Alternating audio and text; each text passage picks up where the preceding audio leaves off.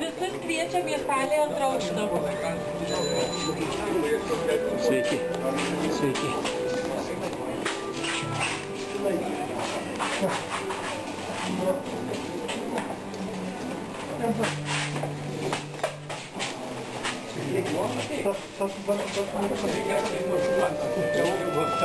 Man atrodė, kad per slauką.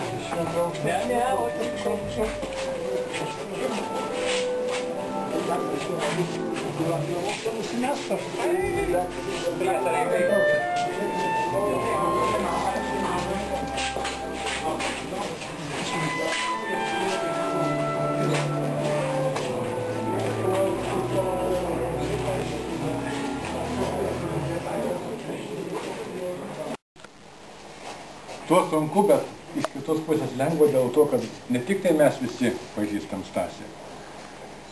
Prisimenu, kaip mes 2000 metais važiuodami ieškoti, tyrinėti nepriklausomus Lietuvos karo lakūno Albino Tinžilio istorijos, nuvažiavom į Panevėžį, einam Panevėžį gatvė, ieškom ten pažįstamų, ieškom adreso. Ir sutinkam jauną, gal sakykime, Arūno meto jaunikaitį. Tai sako, kad čia Murza.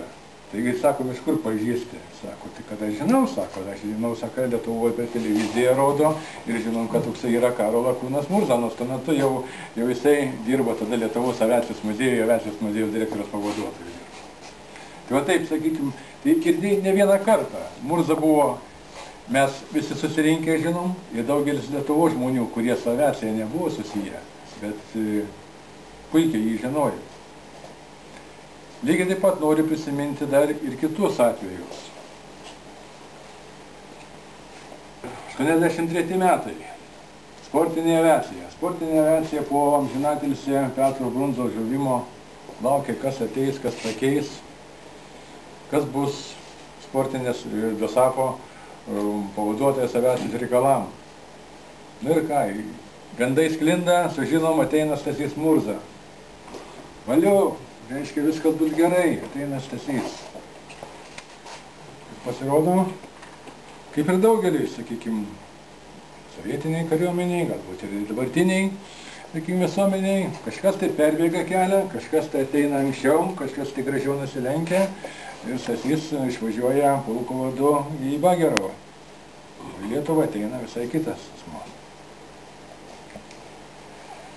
Aš norėčiau sugrįžti truputį eilę epizodų, galbūt nieko aš taip nepapasakosiu tokį, bet prisiminkim Stasį tokį, kokį mes matėm, kokį matėm jį paskutiniais metais, kokį matėm Lietuvos oro klubo veikloj.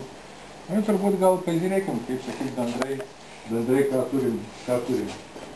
Patriarcho Viktoro Ašmensko knygos pristatymas.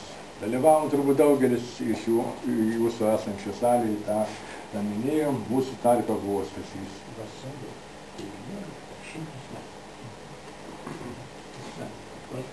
Ta pati, ką Gytis rodė prieš tai filmo pristatymo metu, pasakojimas apie tarnybą, apie tarnybą Černigovo mokykloje, apie skraidinimo metodikos kūrimą.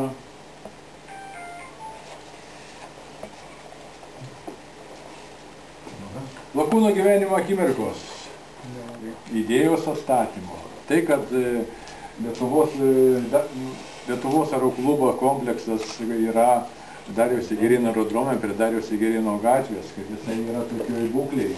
Ji ne vieną kartą buvo su Stasiu aplankyta ir manau, kad daugelis, kas yra Lietuvos aeroklubo narių, konferencijos metu pilnai pritarė tą idėją, kad tas kompleksas turi būti Lietuvos aeroklubo kompleksas, kad jisai turėtų būti atstatytas, kad jame veiktų aviacinė veikla, ir turbūt, kad reikia išlaikyti ir tokį adresą, sąlyginį adresą Dariaus Sigirino gatvė numeris 33, nes šalia yra Dariaus Sigirino 31. Stasį Murzą matėm mes ir aviacijos šventėse. Daugeliu turbūt matyta šypsena, matytas žvilgsnis. Buvo susirūpinęs savo darbo, savo veikla, savo kabinete, prie savo darbo stalo. Stasys dalyvavo tuo metu, kada Zenonas mokėsi Brno karo akademijoje, dalyvavo karo aviacijos 75-mečio minėjime, čia Lietuvos aviacijos muziejai, kontaktai su Lietuvos oro klubu, sveikinimai iš Lietuvos oro klubo. Tokį Stasį matėm aerodromuose, matėm 92 metais Pusiūno aerodrome, 93 metais kovo mėnesį ką tik atvarius L-39. Stasys dalyvavo skraidymuose, kai matome žemėlapis kišenėje. Matom Stasį ir senesnių laikų. 88 metai susitikimas su kosmonautu Jurijum Romanenka Černigovo lakūnų mokyklai. Tokį Stasį matėm, kada mokėsi karo akademijai. Gagarino vardo karo akademijai Stasį matom. Ja. Skraidymų užduotis, skaitant, buvo Stasys majoras. Ir žinoma, prisiminkim ir, kad ne visą laiką tokius Stasys. Stasys buvo ir garbanuotais plaukais, ir juodbrovas buvo, ne visą laiką buvo toksai baltais plaukais.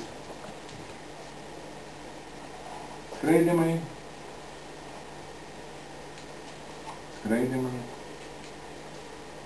Dar akimirkos. Ir taip, ir jau vėlesni laikai.